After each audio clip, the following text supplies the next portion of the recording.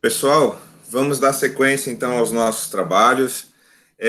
Gostaria só de dizer que, sendo este o primeiro evento dentro do nosso curso de arbitragem e dispute boards, envolvendo a administração pública no Brasil, da Faculdade de Direito da USP, mestrado e doutorado, nós vamos gravar os nossos eventos. Não as nossas aulas, mas sempre os nossos eventos, né? Para que mais pessoas possam ter acesso a esse conhecimento, né? Que é tão técnico e num debate tão profundo que nós estamos fazendo. Nesse sentido, eu, professor Schiffer, professor Felipe, estamos muito felizes aqui com a presença do Dr. Gustavo Albuquerque. Dr. Gustavo Albuquerque é procurador-geral da ANAC e também o Dr. Evandro Caldas, que é procurador-geral da ANP. O tema do nosso painel é arbitragem e infraestrutura. E, nesse sentido, eu, agradecendo mais uma vez essa presença de dois advogados públicos de grande relevância, extremamente técnicos, e mais do que isso, que estão sempre muito abertos ao debate, né? Eu acho essa nova geração de advogados públicos, Schiffler até comentou isso no finalzinho da nossa aula, faz essa interlocução com a academia, com o setor privado, né? Dr. Evandro vem,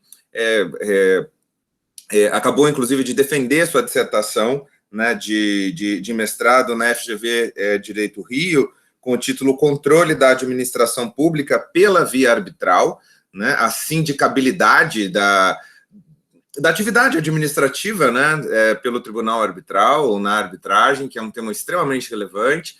Mas Dr. Evandro vem fazendo um trabalho belíssimo, né, juntamente com toda a sua equipe na ANP, com várias rodadas já, enfim, de discussões, né, e rodadas sobre os negócios, né, regulados pela ANP, onde o tema da arbitragem e o tema da mediação, enfim, dos mestres em geral, sempre é inserido, normatizado, e também inserido nos contratos, né, até com cláusulas padrões. Da mesma maneira, com 6 rodadas, né, dos leilões de aeroportos, o Dr. Gustavo Albuquerque também à frente de uma equipe extremamente preparada e muito aberta para o diálogo, né? Já tive a satisfação de não somente interagir com o Dr. Albuquerque, mas também trabalhar em um caso específico, bastante complexo, né, junto à ANAC.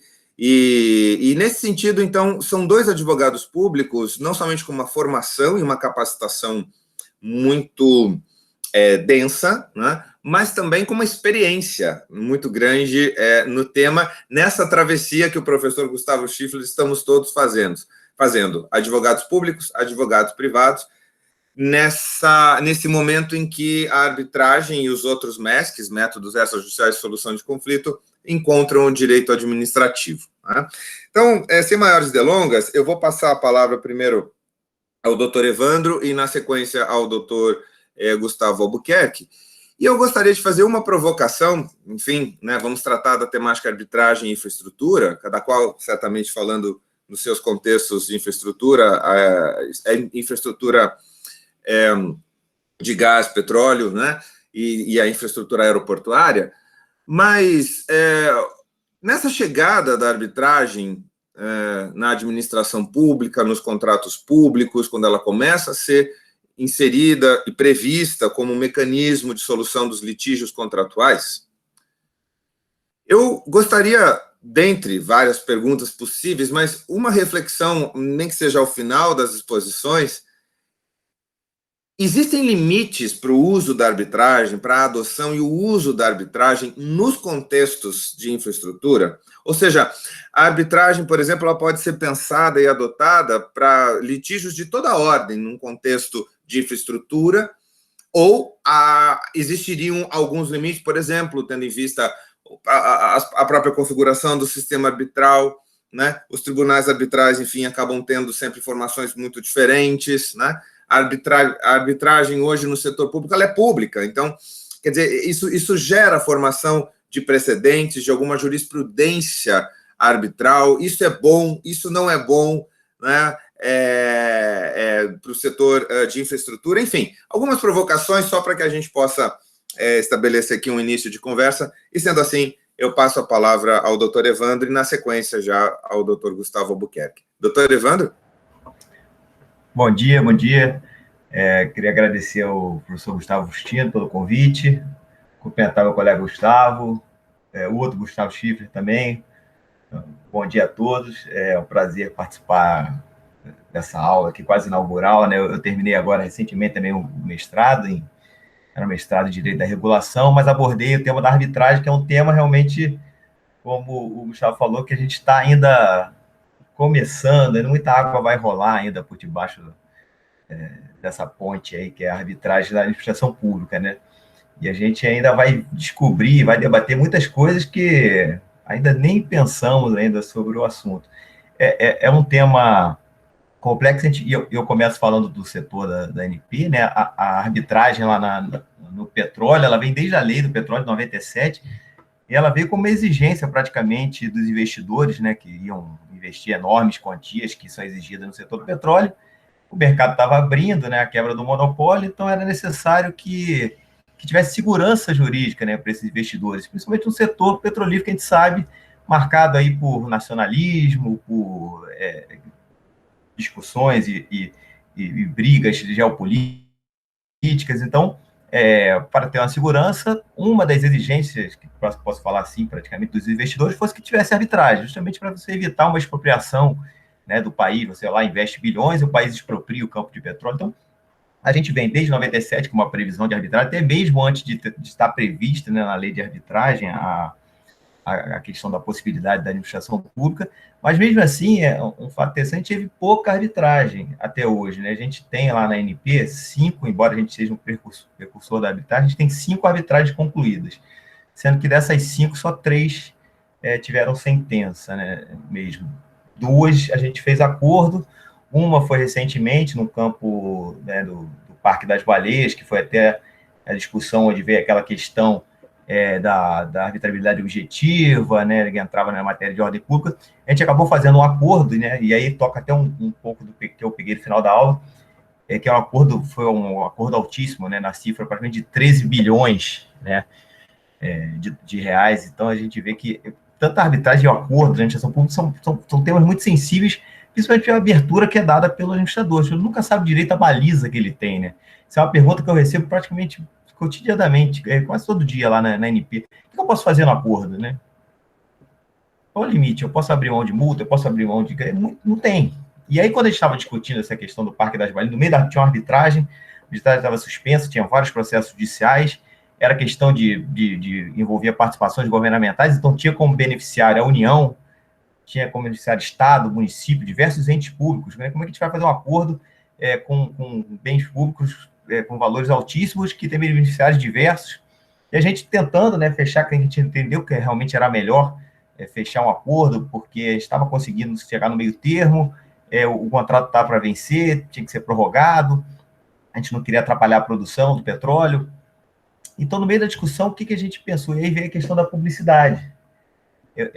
Lá no finalmente das tratativas, eu falei, olha, por que a gente não faz? Tinha acabado de sair a LINDB, a nova LINDB, a alteração da Lei de Introdução ao Direito. Por que a gente não faz uma consulta pública, uma audiência pública sobre o acordo, como está previsto na LINDB?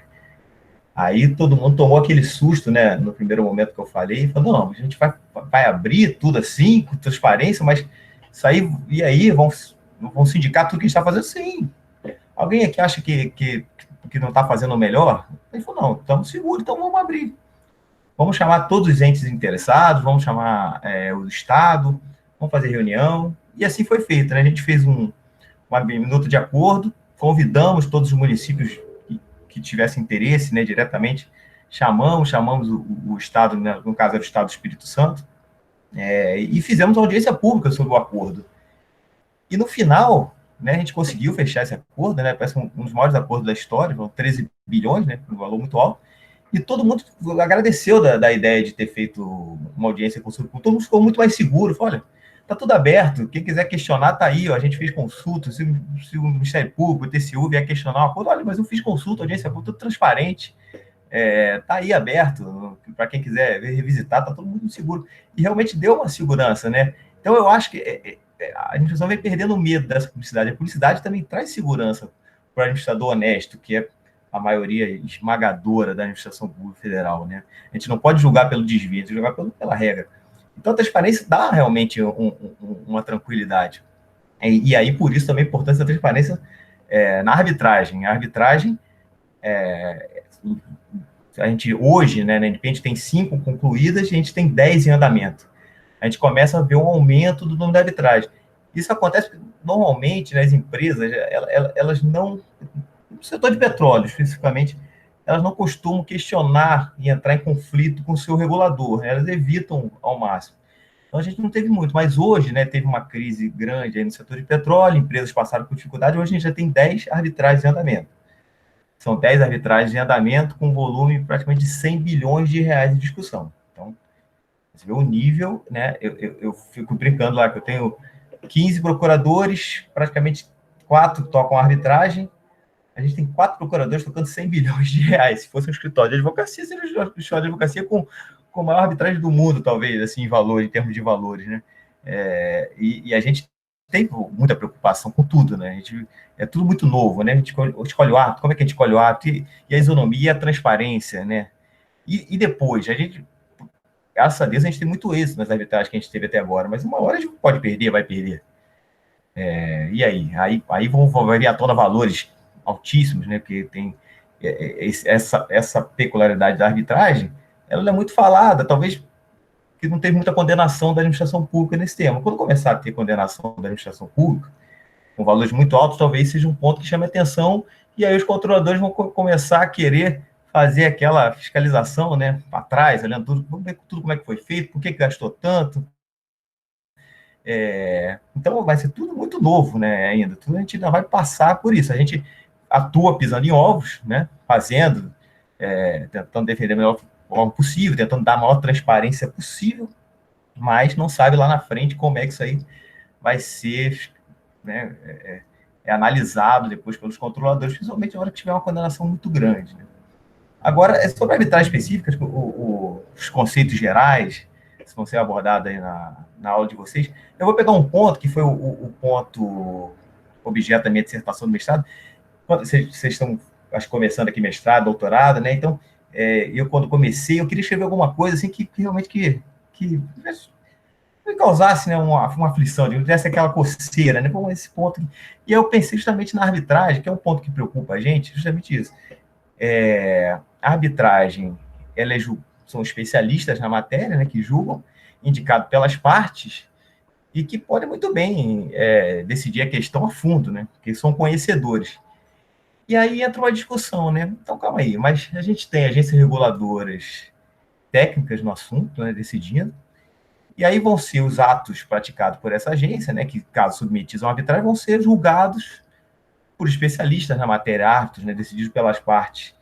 E aí, será que é uma questão de quem sabe mais, né? Eu pensei nisso quando veio a minha ideia para a dissertação. Falei, então vai ser discussão, calma aí. Eu sei tanto quanto o regulador, porque eu sou especialista nessa matéria, então eu posso decidir aí a fundo, posso inclusive entrar no mérito administrativo e decidir não concordar com a decisão da administração pública. E aí foi esse ponto que eu peguei para fazer a minha dissertação.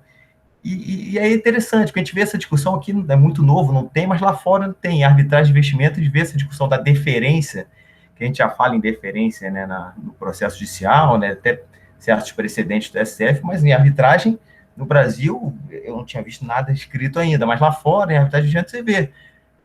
Teve muita decisão, tem decisão interessante na Austrália, né, que é a empresa de tabaco, quando começaram a fazer aqueles anúncios, né, atrás do cigarro, né, fizeram em diversos países contra aquela campanha contra o tabaco, a empresa famosa empresa de cigarro começou a entrar com a arbitragem falando que aquilo era uma expropriação ao seu patrimônio, expropriação ao seu bem. E aí ele entrou com uma ação na Austrália, né, uma arbitragem na Austrália, era uma arbitragem dentro de um tratado de investimento, alegando que tinha sido expropriado. Que quando investiu lá não tinha essa política, que você não podia usar a embalagem do cigarro dela para fazer uma campanha contra o próprio produto. E aí deu uma repercussão política muito grande, né? Porque na época, né, o governo até da Austrália falou, olha, se a gente perder essa arbitragem, que é uma política pública de saúde pública, a gente nunca mais vai utilizar a arbitragem na vida. A gente não pode perder. Essa arbitragem é uma matéria de ordem pública, de interesse público. Então, e aí isso, assim, no mundo, ao longo do tempo, a gente viu muita arbitragem contra a Argentina, com questionamento de árbitros, naquela época que a Argentina congelou as tarifas, né, deu um prejuízo aí para as concessionárias. Muita gente achando que os árbitros foram muito rigorosos, né, com tratamento contra a Argentina em favor das empresas, né? E começou a haver um questionamento, mas será que os árbitros são sempre pró-empresa, né, contra o Estado? E aí veio, né, uma doutrina até mais estrangeira, e até tentando proteger a arbitragem, como se tentando dar limites aí às decisões arbitrais, até para você prestigiar a soberania, matérias que são decisões de Estado mesmo, né? Mas esse ponto a gente não tem no Brasil. A gente vê muita questão de discussão de arbitrariedade objetiva, né? Isso aqui é matéria de ordem pública, uma discussão que não acaba nunca, né? O que é matéria de ordem pública, o que pode ser transacionado, vai para arbitragem, não vai para arbitragem. Eu tentei apanhar um pouco disso na minha dissertação e tentar facilitar um pouco a questão. Mas, quando você faz um compromisso arbitral, uma cláusula arbitral, é muito difícil separar qual o conflito decorrente daquela cláusula não vai para arbitragem, né? Assim, se estiver relacionado à relação entre eles, o árbitro vai julgar, provavelmente. Agora, será que o árbitro pode julgar com tudo? Pode rever qualquer decisão da administração pública? Aí, se eu começo a uma questão de capacidade institucional, imagina agora, né? A gente teve uma crise, uma pandemia. Pode ser que a gente tenha diversas arbitragens sobre o mesmo tema em diversos contratos. A ANP tem hoje 400, mais ou menos, contratos assinados. Você imagina, assim, 50 arbitragens sobre o mesmo tema contra a ANP. Aí você imagina isso com cada árbitro decidido de uma forma, né? Você vê lá, vão ter 10 empresas com uma situação jurídica, 10 com outra, 10 com outra. Então, é uma situação realmente que, às vezes, um setor regulado, que é um setor para ter segurança jurídica, você acaba tendo um setor desequilibrado, né? Inseguro, com relações jurídicas diversas. Então, o que eu trouxe, né, do judiciário para a arbitragem, embora os árbitros sejam especialistas, muitas vezes, em matérias transversais, em matérias que envolvam um mérito administrativo, talvez seja o caso de adotar a tese da deferência, como na doutrina Chevron, né? A administração pública adotou uma posição razoável, a lei dá uma abertura para esse tipo de decisão, houve o cumprimento dos requisitos procedimentais do devido processo legal? Houve. Talvez seja o ato, mesmo sendo especialista e não concordando com aquilo, que seja deferente à posição da administração pública, né? E não é o fato dele ser especialista e saber aquela matéria que ele vai poder anular um ato que tem uma base, né, jurídica da administração pública. Esse foi um ponto que eu abordei na dissertação. Acho muito importante a arbitragem, assim. A gente vê ações judiciais que a gente tem contra-rodadas da ANP contra licitações que estão aí rodando há 7, 8 anos. É impossível um contrato de concessão, como a gente tem, ficar suspenso 5, 7, 8 anos. Então, realmente é importantíssimo em setores de infraestrutura que as decisões, as discussões, os conflitos sejam decididos de forma rápida. Isso aí favorece todo mundo, favorece as partes, diminui o custo de transação e favorece a sociedade.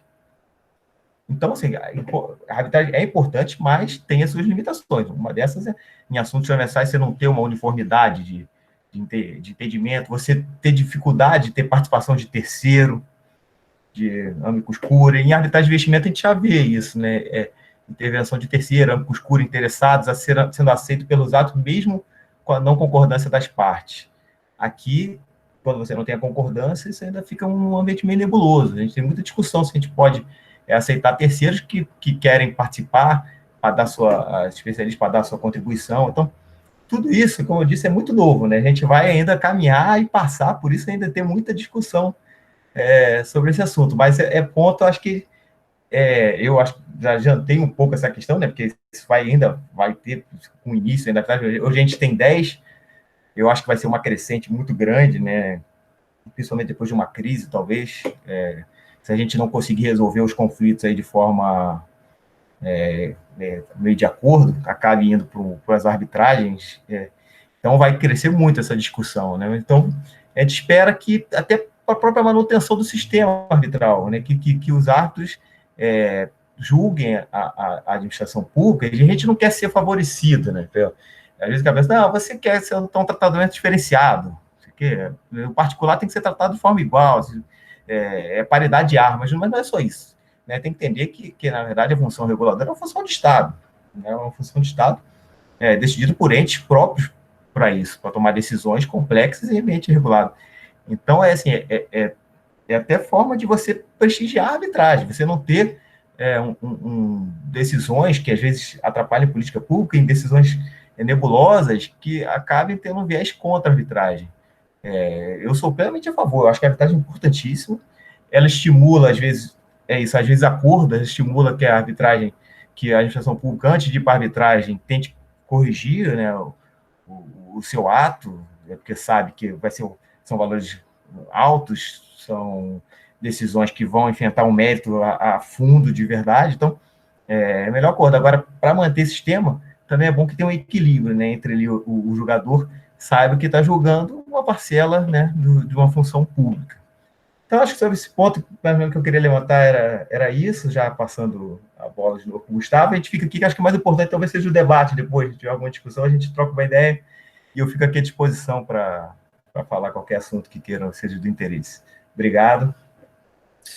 Evandro, muito obrigado pelas suas ponderações, foi tudo extremamente bem exposto, né? E certamente com o que o Dr. Gustavo Albuquerque, né, o Gustavo vai nos trazer agora, isso vai ensejar um bom debate com a turma. Eu gostaria só de ressaltar aqui um ponto que foi trazido pelo Dr. Evandro, que é justamente a reserva da administração como um limite ao controle jurisdicional na relação à agência reguladora judiciária, já era visto como um limite, e aí essa questão de saber também quais são os limites do árbitro, né? Me parece que os limites do árbitro, a gente pode até discutir isso, em relação à revisão, né, da atividade administrativa em um caso concreto, vão ser os mesmos, a princípio vão ser os mesmos limites que o judiciário acaba tendo também ao revisar, né, a atividade administrativa. Mas isso é um tema, como disse o doutor Evandro, ainda novo, né, e inclusive é tema da dissertação dele na Escola de Direito da FGV do Rio. Doutor Gustavo Albuquerque, por gentileza, a palavra está com o senhor. Bom dia a todos, bom dia, professor Gustavo, professores Gustavo, né, professor Felipe, enfim, Evandro, meu colega, amigo, parceiro aí de luta na AGU, todo mundo aqui do mestrado, tenho acompanhado desde o início aqui como ouvinte, é um prazer estar falando com vocês hoje. Eu tinha preparado uma apresentação e eu vou disponibilizá-la no grupo de WhatsApp, mas eu não vou fazer, porque foi tão inquietante a aula da manhã e a exposição aqui do Evandro, que eu prefiro me ater aos pontos do dia, né, e a apresentação vai ficar lá disponível para vocês.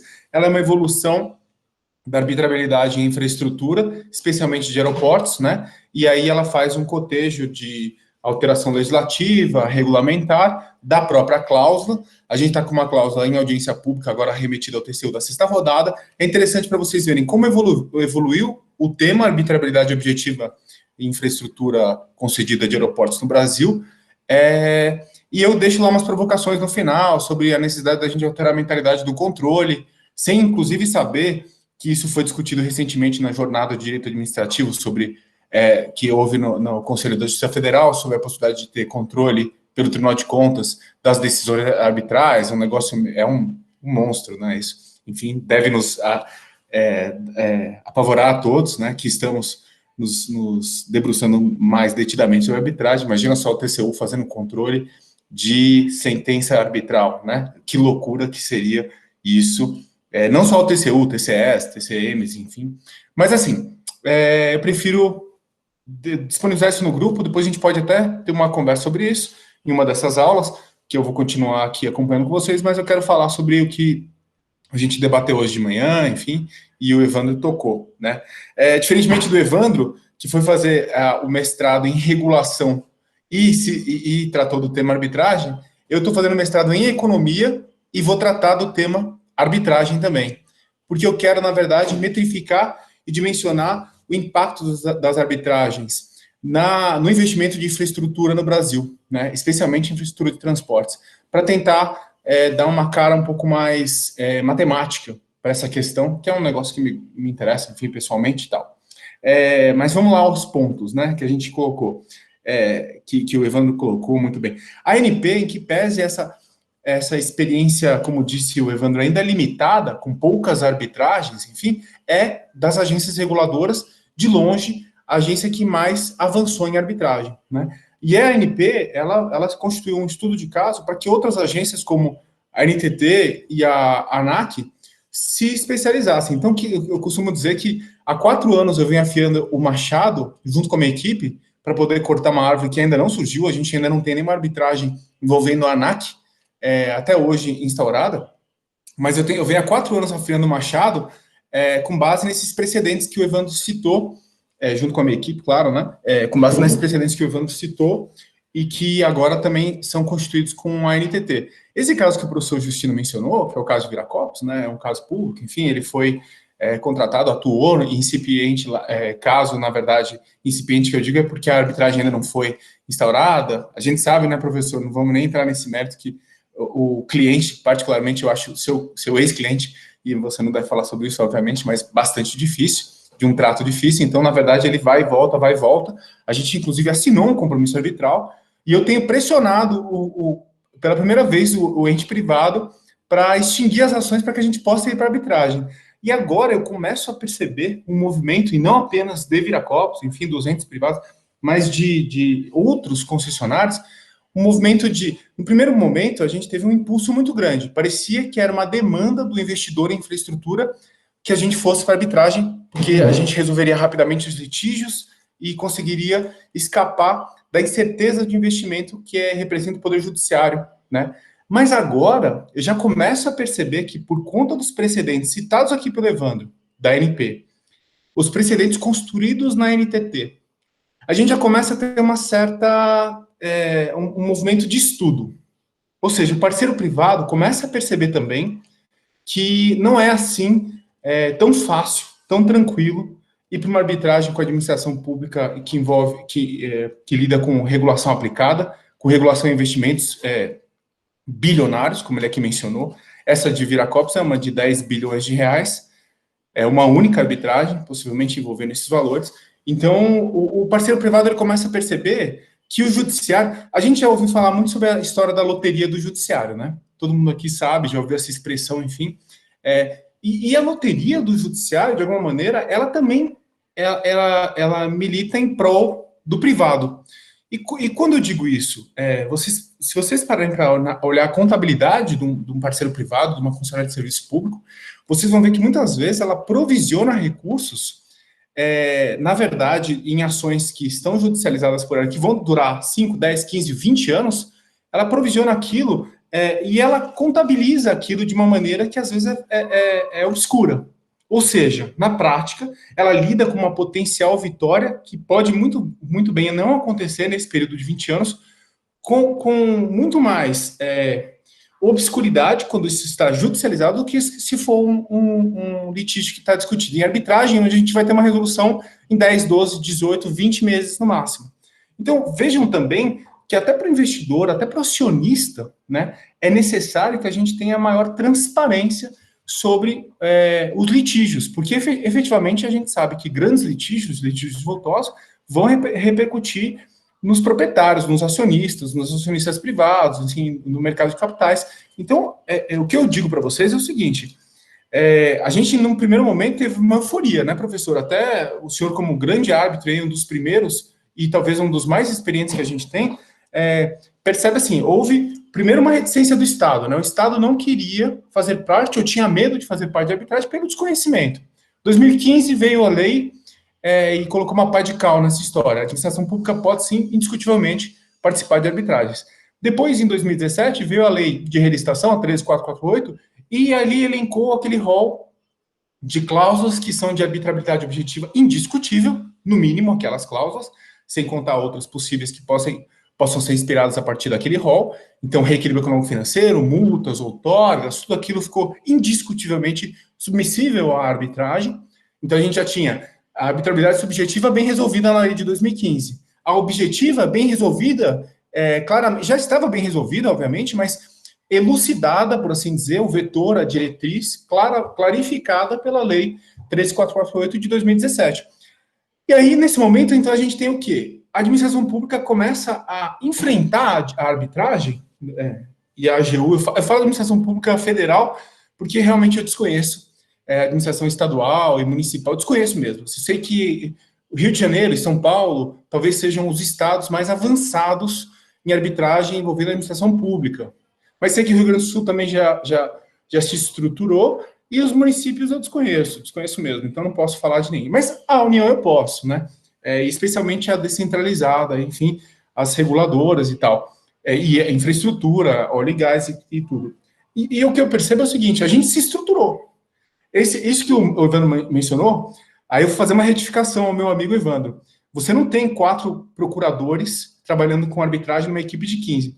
Você tem 4 snipers trabalhando com arbitragem numa equipe de 15, porque são pessoas, e muitos conhecidos de vocês, inclusive, que são realmente de uma precisão com essa matéria, e elas startam núcleos, como o núcleo avançado de arbitragem especializado da AGU, que é em São Paulo, e técnicos que estão dentro das agências, e eu falo com propriedade, assim, a gente tem talvez 30 doutores pelo ITA trabalhando na ANAC, isso para falar de engenharia, sem contar o resto. Então, assim, realmente, quando a gente vai para uma arbitragem, e o Evandro sabe disso, a gente vai muito municiado, né, de respaldo técnico para discutir e, às vezes, num ambiente, inclusive, muito mais propício que o ambiente do judiciário. Porque a gente sabe que a pressa do juiz e a sua aflição permanente, elas fazem com que uma audiência de uma grande concessão de infraestrutura ela rivalize com uma audiência de benefício previdenciário, onde a pessoa,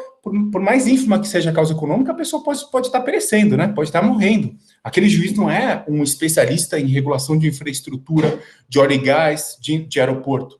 E ele está aflito, porque, de fato, durante aquela audiência, vem uma tutela de urgência para um benefício previdenciário e a pessoa está morrendo.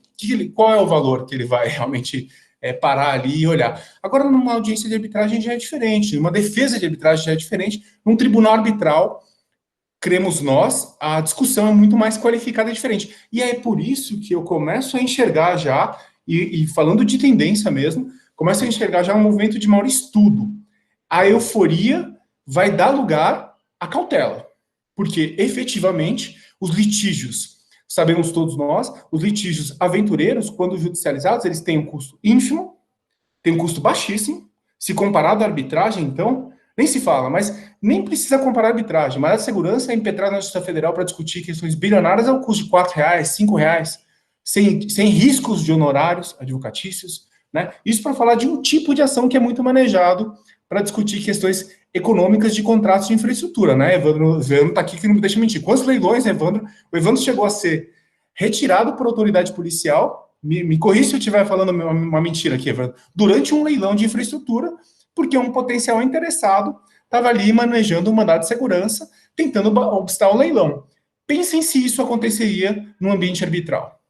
E mais, se acontecesse, pensem o custo que teria o potencial interessado em instaurar a arbitragem, enfim, provocar a Câmara, solicitar uma tutela de urgência para um árbitro de emergência, que, inclusive, uma das coisas que a gente está inovando na 6ª rodada e colocando o árbitro de emergência como o provimento cautelar obrigatório, necessário para quem quiser uma discussão que envolva uma tutela de urgência envolvendo nossos contratos da 6ª rodada. Mas o que eu digo para vocês sobre tendência é isso, é que realmente eu acho que a euforia do privado está agora dando lugar ao estudo. Por quê? Vai ser caro, vai ser arriscado e a derrota vai vir rápida, se ele vier a manejar ações aventureiras no ambiente arbitral, coisa que ele corriqueiramente faz no ambiente judicial. E aqui foi dito hoje de manhã que a administração pública é um grande litigante, é verdade e tal,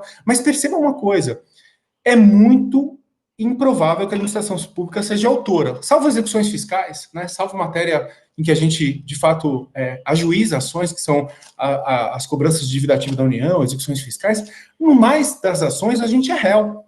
a gente é demandado, de fato, né? Então, assim, a administração pública, ela não escolhe estar na justiça, ela é demandada o tempo inteiro na justiça, a administração pública federal, principalmente. Mas eu acredito, de fato, que a arbitragem, nessas grandes questões, e aqui, de fato, não é um mecanismo como disse muito bem o professor Felipe hoje, não vai desafogar o judiciário, na verdade vai desafogar o judiciário de problemas complexos, né? Então, assim, a gente vai tirar da mão do juiz equações que ele levaria dias para resolver, e vai colocar na mão de árbitros que tem, de fato, qualificação e tempo para isso, né? Quer dizer, mais ou menos tempo, né, professor? Porque, assim, o senhor que toca aí, sei lá, 9, 8, acho que é 9 agora, né?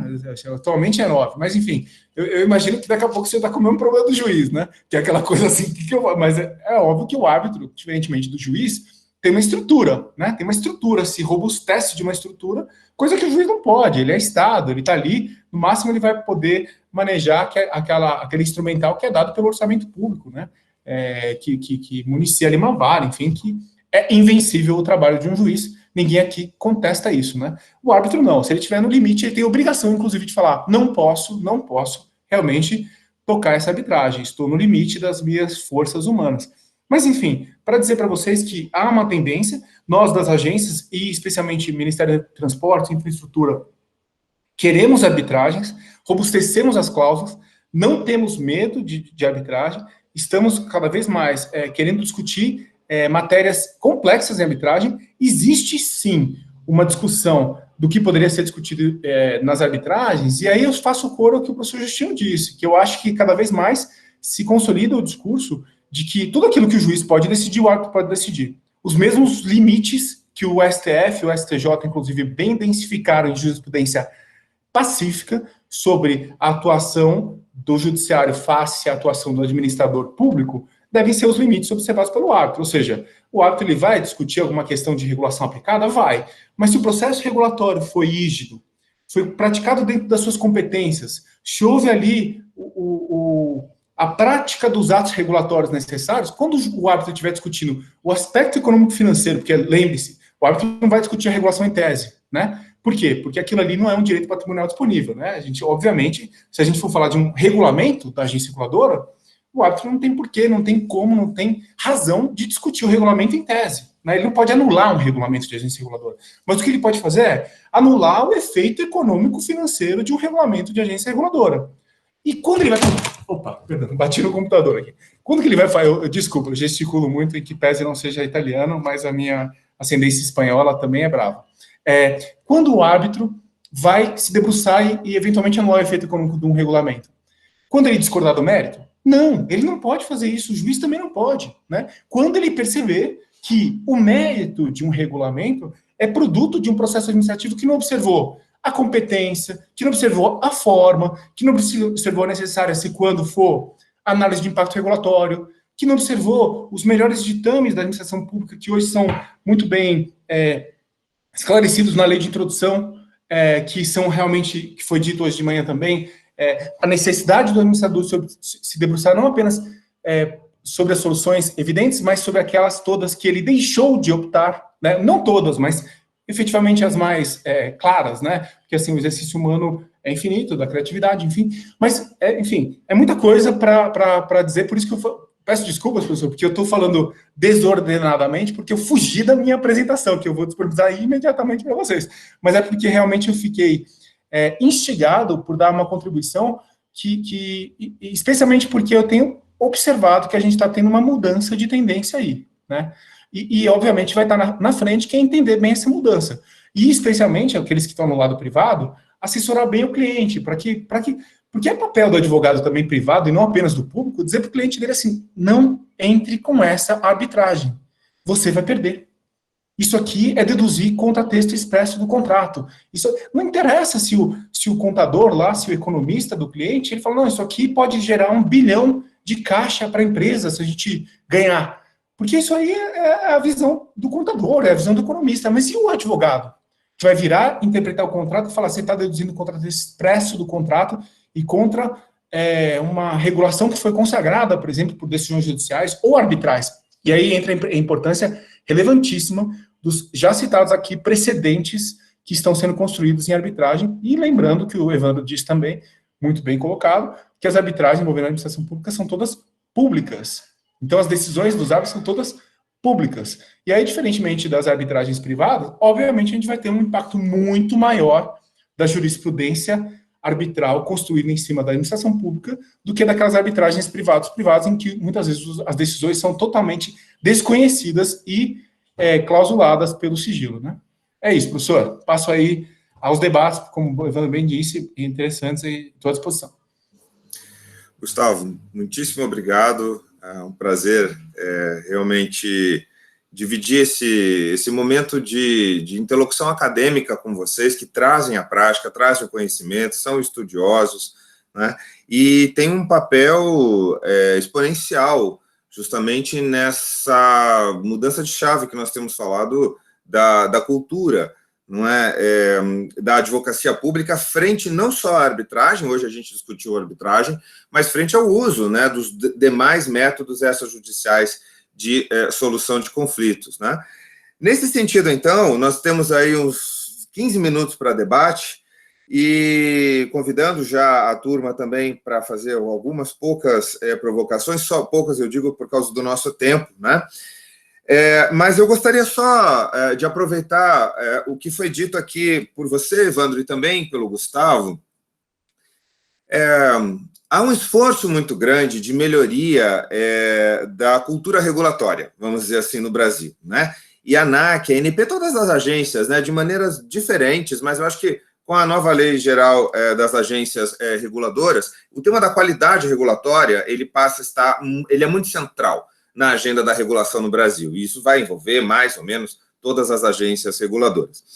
Por que eu estou dizendo isso? Os contratos, sobretudo as concessões, as parcerias público-privadas na infraestrutura, eles são contratos que ainda podem ser considerados contratos abertos ou contratos incompletos, né? Porque é humanamente impossível, né, prever exatamente todos os aspectos, todas as nuances de contratos de infraestrutura que têm uma ligação muito forte com a tecnologia, ou com tecnologias, e a tecnologia, mesmo considerando a atualidade, né, da tecnologia como um critério das concessões, ela muda muito rápido. Então, aí isso junto com um certo experimentalismo regulatório, né, a gente tem aí as sandboxes, né, para trazer uma nova tendência, né, de regulação, em que você vai experimentar modelos regulatórios, né, a possibilidade disso. O que eu quero dizer, a cultura regulatória, em termos de qualidade, ela vem, sem dúvida, se acentuando, e nós temos já um outro quadro completamente diferente do que a gente tinha lá na década de 90. Não dá para comparar, né? Agora, esses contratos abertos e incompletos, tanto o Evandro quanto o Gustavo mencionaram, num caso concreto, num litígio, portanto, oriundo desses contratos, vá para o judiciário, vá para a arbitragem. Nós vamos perceber que muitas normas regulatórias acabam sendo reproduzidas nos contratos. A gente vai ter, não a reprodução, mas vamos dizer assim, como disse o Gustavo, a aplicação, né, da norma regulatória naquele contrato. Então, em algumas vezes isso está contratualizado, está evidenciado, outras vezes não. Então, nós vamos persistir com essa característica de um contrato aberto, de um contrato incompleto. E aí vem o trabalho, né, do Evandro, trabalho acadêmico, né, de controle da administração pública pelo árbitro, e aí a gente vai falar desses limites, da questão da deferência, né, que em relação à matéria regulatória, em questão à política regulatória, né, ou seja, e tratando-se em tese, mas me parece que é isso mesmo, a matéria regulatória tem um caráter de indisponibilidade, então, portanto, não poderia ser revista nem pelo judiciário, nem pelo árbitro.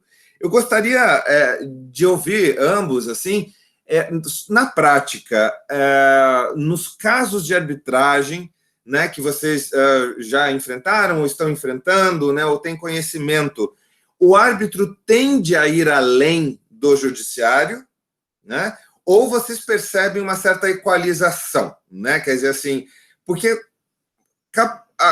temos assim alguns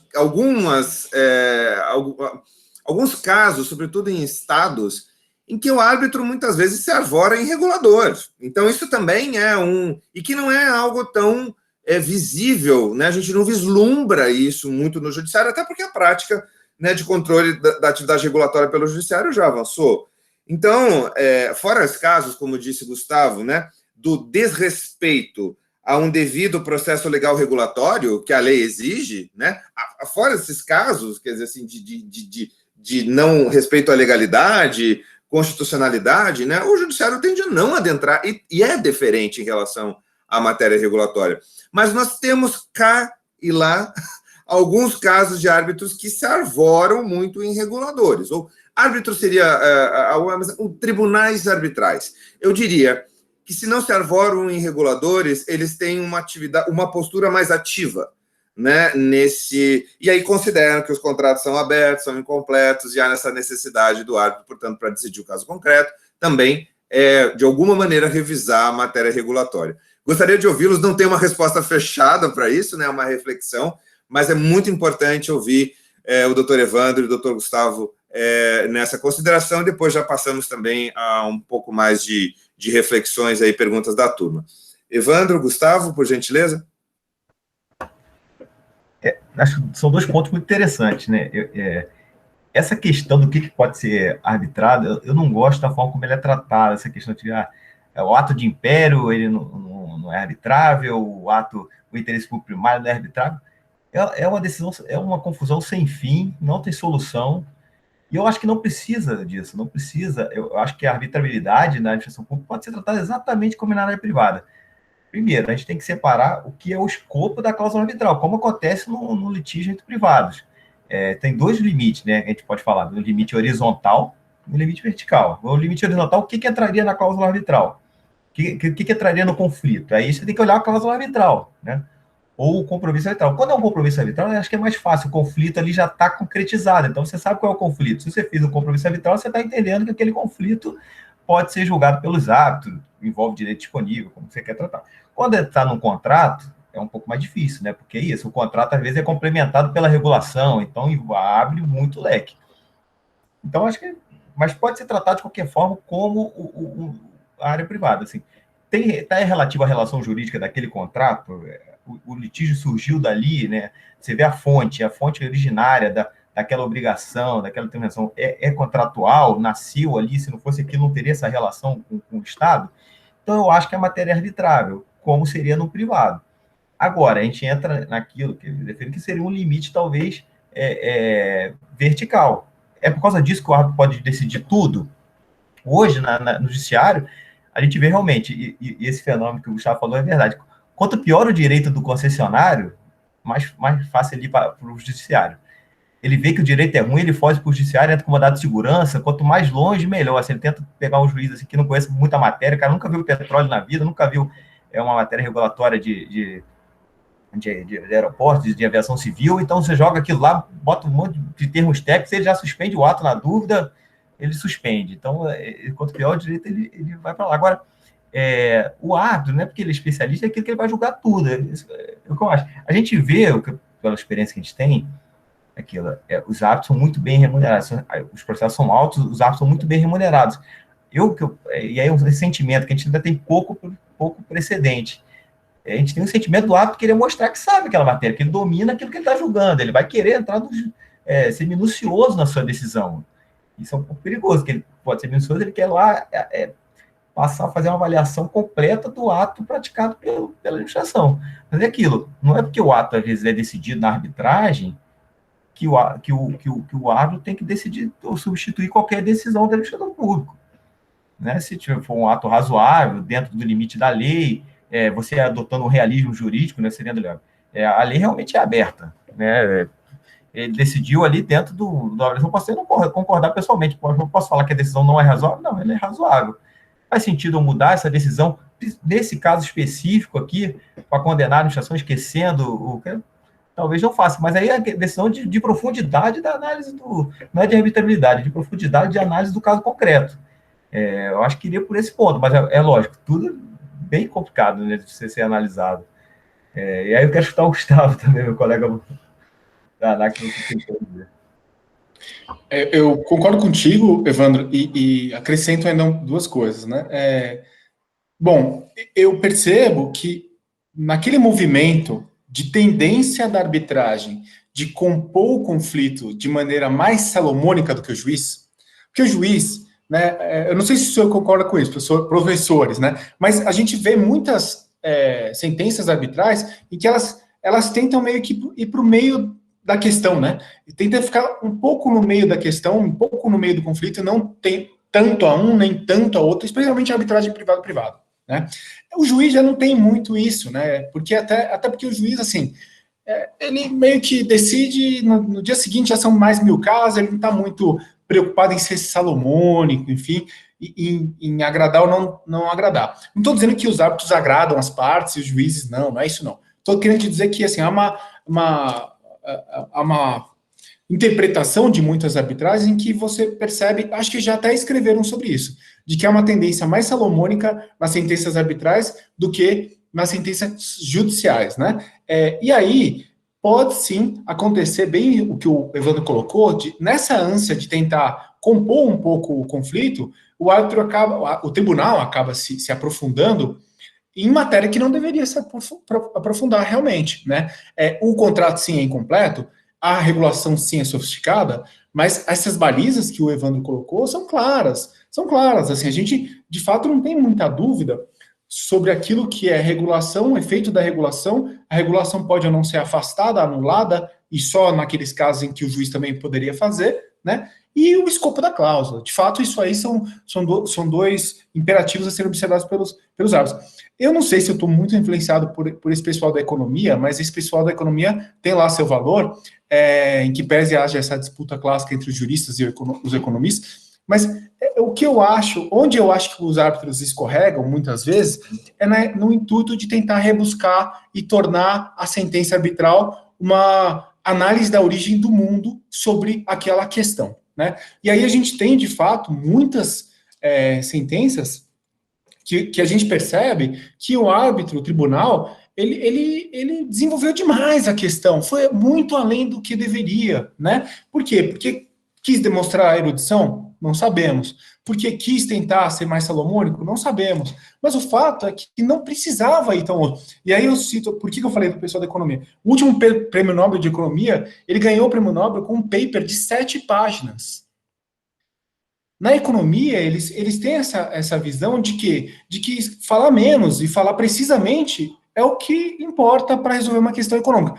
Claro que, né, mutatis mutandis, da cultura do direito não se faz isso, né? A gente rebusca e aprofunda, e escreve, desenvolve, mas o que eu acho, de fato, é que a precisão do árbitro ou do juiz, não interessa, porque aí, como bem colocou o professor Justino, o problema acontece lá e cá, né? Lá e cá. A precisão do árbitro ou do juiz não é a erudição do tribunal, não é a erudição do juiz, e sim a forma como ele, tecnicamente, entendeu o problema e resolveu o problema, né? Entender o problema e resolver o problema não significa que você precise demonstrar sua erudição sobre ele. Então, eu acho que, de fato, muitas vezes, as sentenças que eu li, em que eu vi que houve um certo desvio do tribunal, são as sentenças como os acórdãos e como as sentenças judiciais, em que você percebe uma intenção de, talvez, explorar uma erudição, aprofundar. E aí a gente pensa na Covid, cláusula que tem vários contratos falando sobre caso fortuito e força maior. A cláusula, a matriz de risco, está lá alocando caso fortuito e força maior ao poder público, na maioria absoluta dos contratos de infraestrutura. Ou seja, caracterizado o evento Covid-19 como caso fortuito ou força maior, o risco está alocado ao poder público, que deve reequilibrar o contrato, considerando que o contrato foi desequilibrado por uma pandemia que é classificada como caso fortuito ou força maior. A partir daí, você já tem o racional necessário para saber o quê? Vai calcular, não vai calcular, reequilibrar, não vai equilibrar. Agora, você não precisa dar a volta ao mundo para contar a origem do instituto, do caso fortuito, da força maior, quando ele se aplica, os atos. Entenderam o que eu estou querendo dizer? Assim, professor, eu acho realmente que a questão, essa escorregada do árbitro ou do juiz, ela muitas vezes é pelo distanciamento do foco, do que ele tem que resolver, compreender o problema, resolver o problema. Então, assim, eu acredito que a gente deve ter uma mudança também nesse ponto, até porque, com o advento das arbitragens e com o fomento desse instituto, né, perante a comunidade jurídica, especialmente, não apenas a jurídica, mas especialmente a jurídica, a gente vai ter mais arbitragem em andamento, mais arbitragem em curso, mais câmaras arbitrais, e aí a tendência é que o mercado se regule, né? Haja menos as arbitragens que durarem mais e que forem mais robustas, desnecessariamente, elas vão acabar sendo, as câmaras ou os árbitros, os tribunais, eles vão acabar sendo preteridos por aqueles que são mais objetivos, diretos, e resolvem o problema para ambas as partes de maneira rápida e técnica. Na minha opinião, isso vai se autorregular. Obrigado, Gustavo. Obrigado, Evandro. A gente tem aqui uma série de felicitações a ambos, né, dos nossos alunos, dizendo que foram palestras excelentes, excelente momento. A doutora Flávia de Freitas, que é da Advocacia Geral da União, também do Rio de Janeiro. Parabéns aos meus colegas da AGU pelas ótimas exposições. O doutor Ricardo Torre, que é advogado, faz doutorado aqui na USP, diz que excelentes mesmo, é muito alvissareiro para o desenvolvimento do Instituto ver que o poder público está em tão boas mãos e se adaptou tão rapidamente a essa nova realidade. Concordo com o Ricardo. Nós temos uma pergunta do Bruno, e me parece que o Márcio também vai querer fazer uma pergunta, e aí quem tiver mais alguma pergunta pode fazer no chat, e eu mesmo faço aqui para os nossos convidados. O Bruno Bianchi, ele diz, uma questão que me surge desse insight do Dr. Evandro é a seguinte: como identificar o limiar de situação na qual o órgão regulador atua como verdadeiramente órgão regulador e quando atua como parte? Então, o Bruno faz essa provocação. E, Márcio, se você puder fazer aqui a tua pergunta no chat, aí eu já posso fazer também aos nossos convidados, enquanto eles vão respondendo a primeira pergunta. Doutor Evandro, doutor Gustavo?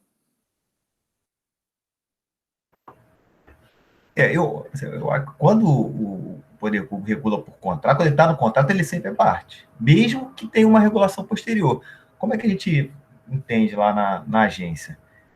Se a gente evolui a regulação, né, e às vezes o contrato, né, a gente vai fazendo contratos em sequência, e o contrato é melhorado, digamos assim, a gente só aplica ele ao contrato anterior se a gente souber, indubitavelmente, que é uma situação favorável para a empresa.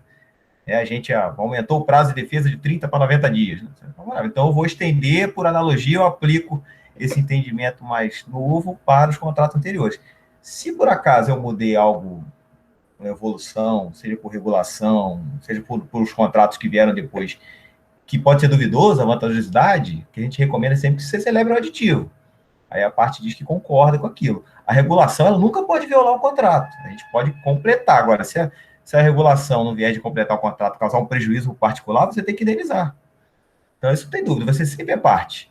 Agora, se eu tomei decisões, às vezes administrativas, no âmbito da regulação já existente, do contrato existente, duvidosas, né? A gente tem uma questão na ANP que é de divisão de campo de petróleo. Tudo gira em torno de uma definição de campo de petróleo, que está na lei. A lei lá, ela diz, campo de petróleo, área produtora de petróleo, a partir de um reservatório contínuo, ou de mais de um reservatório, a profundidade variáveis, abrangendo instalações e equipamentos. É isso. O que é campo de petróleo? Você pode colocar 1000 especialistas aqui, não vai ter uma definição. Aí que entra o realismo jurídico, não vai ter uma definição certa, definitivamente certa, sobre o que é campo de petróleo. E aí quando a agência decide, ela decide esse conceito de campo de petróleo para todos os contratos. Aqui a gente não concorda com essa definição, porque no Canadá é diferente. Aí você coloca 3 árbitros especialistas na matéria para escutar todos os maiores experts do mundo para dizer o que é campo de petróleo. E vai dizer que o árbitro não concorda. Essa definição de campo de petróleo não concorda. Sua é até razoável, mas eu prefiro a minha. E muda uma definição de campo de petróleo num contrato específico contra 300 outros contratos. Faz sentido o árbitro fazer isso? Não. Embora o árbitro eu acho que essa erudição que eles dizem na arbitragem, muita pressão do resultado que você tem ali, porque é um valor muito alto. Os árbitros vai ver os honorários depois dos árbitros altíssimos. Então, o árbitro quer mostrar que trabalhou, mostrar o conhecimento, que estudou a matéria, mas talvez não seja o caminho, né? Um meio termo seja melhor. E, às vezes, essa autolimitação do árbitro. Então, voltando, só para terminar, a administração é sempre parte. Adotou uma regulação nova, violou, tem que indenizar. Agora, adotou interpretações para julgar a vida do contrato que são razoáveis, eu acho que ela tem que ser mantida pelo eventual controlador, inclusive o árbitro. Eu faço coro ao que o Evandro colocou e ainda acrescento só um ponto. É muito comum você ver na vigência de um contrato de longa duração, 25, 30, 35 anos, a administração sendo parte, inclusive, regular, entre aspas, contra os seus próprios interesses, mas atenta à questão regulatória. Então, assim, essa crítica que se faz a confundir o chapéu de regulador com o chapéu de poder concedente ou de parte, para mim, ela se esvazia quando a gente consegue observar claramente, quando ela está normatizando questões que são aplicáveis ao contrato de concessão que vai ter essa longa duração, muitas vezes ela o faz em benefício do parceiro privado, porque, logicamente, quando você está fazendo uma regulação que envolve precificação de bens reversíveis não amortizados, se você for atuar de maneira leviana, você vai olhar só para aquilo que interessa ao poder público. Não, mas não é assim. Existe literatura no meio jurídico, existe literatura no meio contábil que fala como deve ser a adequada precificação de bens reversíveis para fins de amortização. Então, assim, a administração, ao regular, ela segue balizas que na minha opinião, afastam essa lógica de que, eu, por ser parte no contrato, sou interessado, logo estou regulando como parte e não como regulador. Eu não vejo isso acontecer na prática e vejo, inclusive, que seria muito fácil de anular regulamentos comprometidos pela sua posição de parte, caso você o fizesse, especialmente diante desse novo arcabouço jurídico sobre a sofisticada regulação que se exige dos órgãos reguladores, que são poder concedente. Muito obrigado, Evandro. Gustavo, nós temos uma última pergunta do Márcio, do nosso colega Márcio, aluno aqui do curso, faz doutorado conosco, e o Márcio pergunta o seguinte, Evandro, Gustavo, como é que ambos veem o tema dos precedentes obrigatórios do judiciário, se esses precedentes também acabariam obrigando o árbitro, né, a arbitragem. A gente teria uma correlação ou o sistema arbitral, ele caminha nesse tema, e talvez em outros, né, paralelamente ao sistema judicial. Obviamente, essa é uma provocação também, que é um tema muito difícil, aí é mais uma questão opinativa, né, algo opinativo de ambos, e eu passaria depois a palavra para a gente fazer o encerramento desse nosso encontro, que foi muito bom, ao doutor Gustavo Schiffler e ao doutor Felipe Stephan, convidando a turma, por gentileza, a ficar depois mais 5 minutos, porque nós temos algumas atividades burocráticas aí a resolver. Evandro, Gustavo? E a arbitragem da administração pública, né, está lá na lei de arbitragem, é a arbitragem de direito, né? E a gente só tem um direito no Brasil, não são dois, um só tem um ordenamento jurídico. Então quer dizer que você é obrigado a seguir um precedente? Eu acho que não, talvez não seria obrigado, mas é muito recomendado, que tendo um precedente do STJ, do STF, né, vinculante, que se respeite, né, porque aquele precedente entrou no ordenamento jurídico, né, e você cria, né, você tem um direito ao ordenamento jurídico, mas você tem segurança jurídica. A gente volta àquilo que você falou, se tiver árbitros julgando de forma destoada do ordenamento jurídico, aleatório, num caso concreto, específico, esquecendo os efeitos, né, extra-conflito que pode ocasionar aquela decisão, acho que fica muito ruim, gera muita insegurança jurídica e vai contra até esse incentivo da arbitragem, né? O Estado usa a arbitragem, teve esse estímulo agora, porque entende que é uma coisa boa. Se você começa a ter decisões que geram insegurança, é uma coisa que você pode ter um caminho contrário também, não é obrigatório, né? Tirando a lei do petróleo que obriga, né, no setor petróleo, nos outros, elas não são obrigadas a colocar a cláusula arbitral no contrato. Então, se achar que está muito ruim, as decisões destoam, criam insegurança, você começa a retroceder e fala, não, vou sair dessa arbitragem. Então, eu acho que é importante ter essa uniformidade do direito, né, que é a função dele, né, próprio.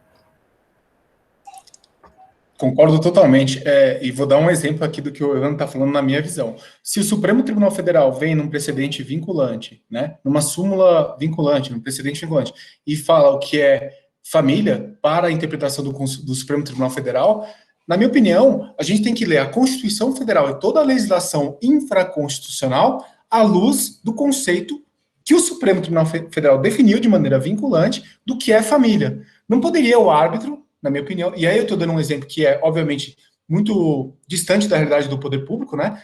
Dificilmente o poder público vai ter uma arbitragem que a gente vai discutir o conceito jurídico de família, mas não poderia o árbitro simplesmente ignorar porque ele estaria fazendo isso à revelia da arbitragem de direito, né? Ignorar o precedente vinculante do Supremo Tribunal Federal, enfim, e dar uma outra interpretação ao que vem a ser família. Então, simplificando muito, mas objetivando, para mim é claro que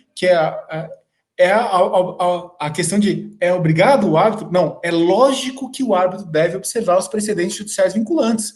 E não que ele é obrigado, não, mas é lógico. Se ele não o fizer, ele está desconsiderando, por assim dizer, a lei. E, portanto, ele está julgando fora do direito, né? Porque não é a lei pura, é a lei interpretada pelo Poder Judiciário de forma vinculante que vale no nosso ordenamento jurídico. Concordo integralmente com o que o Evandro e o Norberto Bobbio falaram, né? O Bobbio muito antes que o Evandro. Muito bom, Gustavo.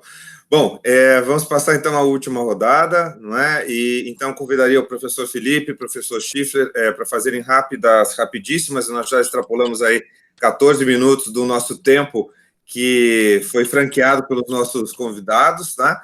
E aí precisamos encerrar do professor Felipe, professor Schiffler, e encerramos esse nosso primeiro encontro no nosso curso de arbitragem e dispute board envolvendo a administração pública no Brasil. Professor Felipe?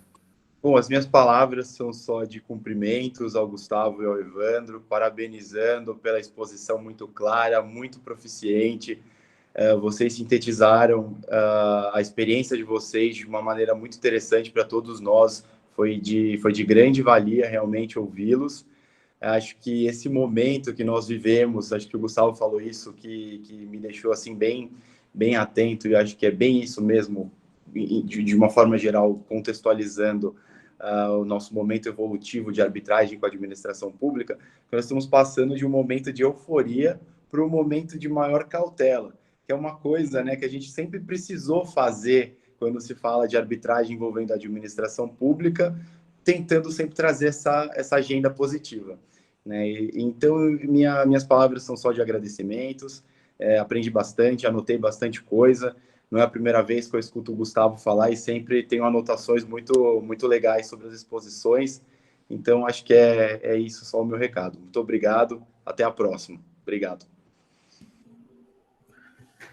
Gustavo, Evandro, minhas palavras também de agradecimento.